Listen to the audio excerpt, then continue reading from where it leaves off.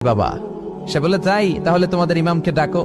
সাইয়েদনা ইমাম আবু হানিফা টাইম দিলেন, এই জুমার দিন, আজকে জুমার দিন না, এই জুমার নামাজের পরে ঠিক ভর দুপুরে 2টায় সবাই আমরা একত্রিত হব। নাস্তিকও আসবে, সাইয়েদনা ইমাম আবু হানিফাও আসবে। জুমার সালাতের পরে লোকের বন্যা বয়ে গেল, বাঁধ ভাঙা জোয়ার, অনেক মানুষ। নাস্তিক এসেছে, লক্ষ লক্ষ লোক এসেছে, আসে নাই ইমাম আবু হানিফা। আসে না আধা ঘন্টা, 1 ঘন্টা, 2 ঘন্টা পরে আসছে। নাস্তিক বলে, এই তোমাদের ইমাম যার কোনো সময়ের জ্ঞানই নাই, এর সাথে কিসের তর্ক? সাইয়েদনা ইমাম আবু হানিফা বলে, ইনদি উযর, আমার ওজর আছে। কি ওজর? সাইয়েদনা ইমাম আবু হানিফা বলেন, আমি ঘর থেকে বের হয়ে আসার পথে একটা নদী পার হয়ে আসতে হয়।